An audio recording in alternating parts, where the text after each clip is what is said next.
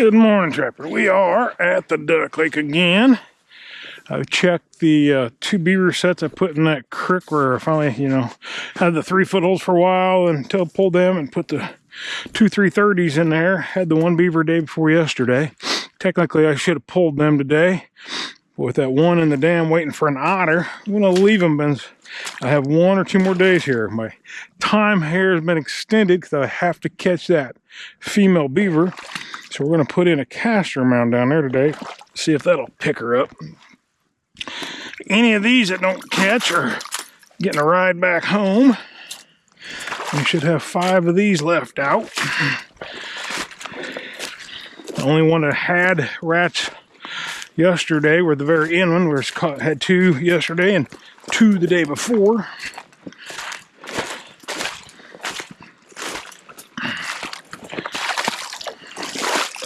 And we'll see. Just about played out in rats, I believe.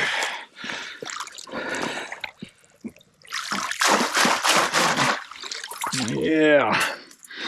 All right, we'll head on down to the next one and see if we have anything. Hopefully, number 3 will have us a little something, something. But I'm not really expecting it. And I wish I'd show, and I talked about this last year and the year before, how much clearer this water is when you take out all the muskrats, or the vast majority of them. Hey, look at there. There we go. I'm gonna put him back. Didn't have nothing yesterday, but maybe tomorrow. Look at that. One of them been underneath there chewing on my, or not under it, right on the water line, chewing on my steak.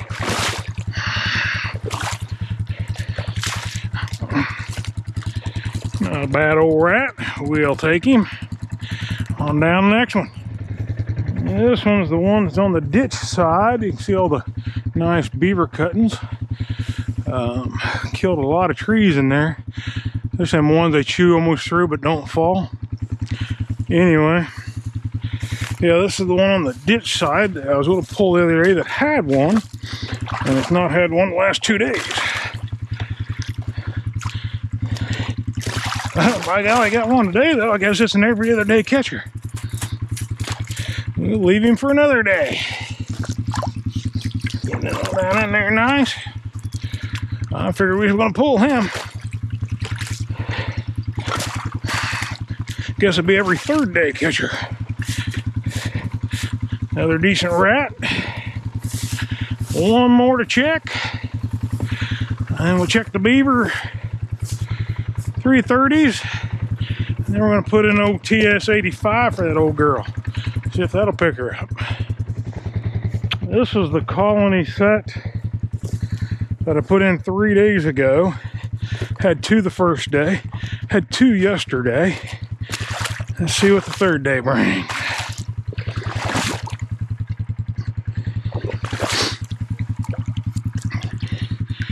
3rd day. Well, look at there. That is not a muskrat. Don't see that a whole lot around here. I mean, I see a lot of mink, but I run a lot of colonies, and I've only ever caught a handful of mink in them.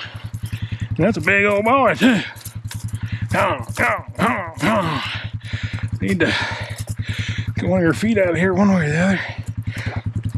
He's got a front paw all wrapped up in there. Yeah. Oh boy. Big old buck, man.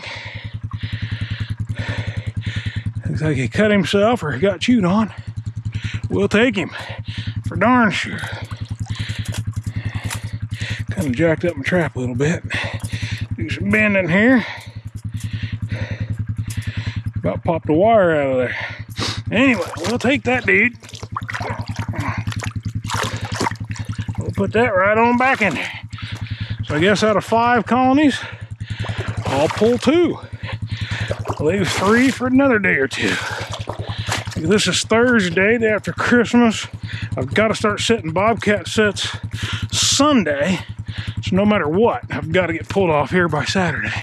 So I've got to get that old girl caught.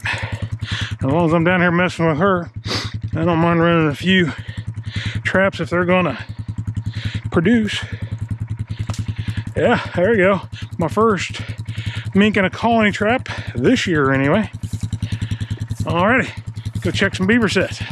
Alright, little beaver caster lure, old TS85.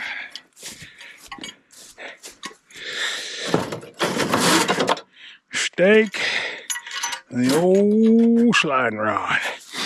Now, I was hoping this was going to be thawed out enough. I can go up on the corner and set, but there's still a little too much ice over there. And besides, over there at that junction where they all kind of come together right over there, I think that's where I'm going to go. And the bonus is, I get to wade up the mud up to my knees so I can get over there. And I just love that thought.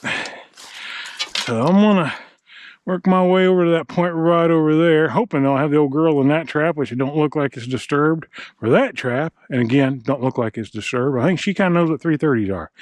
She's seen, what, 6 here caught, so she's being sly. So we're gonna go right off that point over there and put in a caster mound, and hopefully that'll pick her up. Anyway, we'll get back to you when we wade through the muck and the mud to get over there. All right, I changed directions. That over there, with the south-southeast wind we're having, I'm going to take the scent just over that way or back that way. If I set here, which I don't like usually sitting this close to the lodge, but it is what it is, set here, the scent's all going to go out that way, cover more of an area. So we're going to go ahead, put EO caster mount right here. Not on top of my stake though.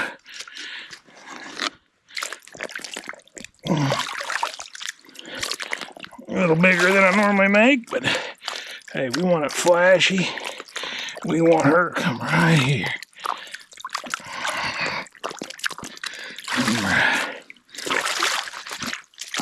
And then I'm going to move one of the 330s I got on the crossover on each side. I'm going to take the one off of this side and I'll put it in the channel over there. And see if she's sneaking around over there somehow. Now, as far as I know, the only way she has to get over there is that hole that goes all the way through. But she may have another way, because I've seen a tree fall back there that was not there even yesterday. Now that don't mean anything. We had a little bit of wind. Could have been one of them that was mostly cut through that finally fell. But either way, just in case, we're going to cover that.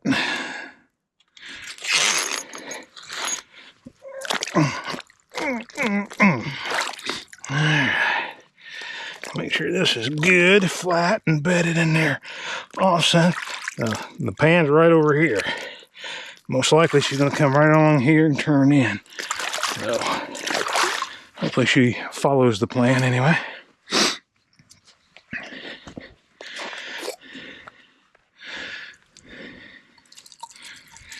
All stirred up. Good gob of that up in there. Take that, just barely let it touch the water. And I think I've explained that before, but anybody new, I always let it just touch the water. Her waves goes up on that stick that's got a caster on it, and that just kind of puts out a quick plume of caster smell. Now I am literally in 6 inches of water, but I'm over knee deep in mud. But if we get this old girl, it'll be worth it. Come on, get out of there. I may be here to watch it. Alright, I'm gonna move this 330 over there. We'll get back with you when we get that going. For whatever reason, I forgot to turn my GoPro on when I came in here to set this. But yeah, this is the one I took from the other side. If it comes through, I got a 330 there on that trail. I broke all this ice out on each side of it yesterday, threw it up on the sides. Same thing on the other side, but that one's real shallow on the other side. So I found where this beaver got going here, going right underneath this log right here, and kind of see how, get here right stomped. Deep the water is there, and it falls off right down in there. That's their channel right there. So I got a 330 right in there, Got it brush blocked in a little bit, right under the shadow of that log. So hopefully she'll fall for that. So either this or the caster mound, one way or the other, we'll have her tomorrow. Let's cross our fingers. All right, we're gonna get loaded back up, go check some bobcat buckets. Madtrapper told a lie. Said I was done back there, gonna go to the farm, check the bobcat buckets, but I forgot I skipped this because I had that long rod bouncing around on the four-wheeler, and I just wanted to get back there and get it set and get it out of my way. So I skipped all these, and I can see that, well, right there, why? I can see the traps going off the top of the tube, but I also see a muskrat head floating right there. So there we go, got another one here. Just when you think you're done with them. I don't know if we got a double or not. I can't see the other trap. There's a lot of stuff over there.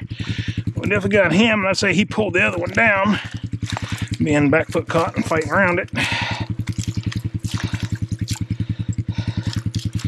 Get him out of here. Get him up there. This is the back one. This is not the front one. Right there's why. Okay, there. Another double. Again, I figured there were one or two left. I mean, hard to get them all, even out of a place this small.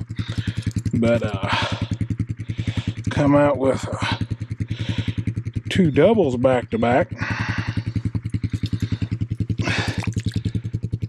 We'll take it. Knock that out of bed any day. Another back foot caught one. I don't usually get a ton, a high percentage if you set shallow, but for whatever reason, they want to be back foot caught. I'm going to move this over here, give them more of a walkthrough presentation. So then maybe they'll front foot caught. I'd rather get them front foot caught. They drown easier. They don't drag that other trap off its bed. It just works a lot better. So these aren't the biggest muskrats. Have a look, see here, and definitely an extra large. Yeah, that will go extra large too. So decent size, decent size. Still making that money. All right, well, got two condom bears down there. We'll go check, and if we have anything, we'll get back with you on these muskrats. Might point something out. These may not be up in there. What we got is a good trail. Like I said, I want to put a mink set on here, but just as warm as it's been, there's just be hammering coons and possums. But anyway, got a trail goes right here, and you can just see not 15 yards over is the corner of the muskrat marsh. And out there, there's a couple little islands they dredged up that I'm not even getting over to. There could be rats in there somewhere, and they may be the ones coming up in here, and that would be the first place they go to. So we may just be stopping rats that are coming up in here that I'm not getting to over there.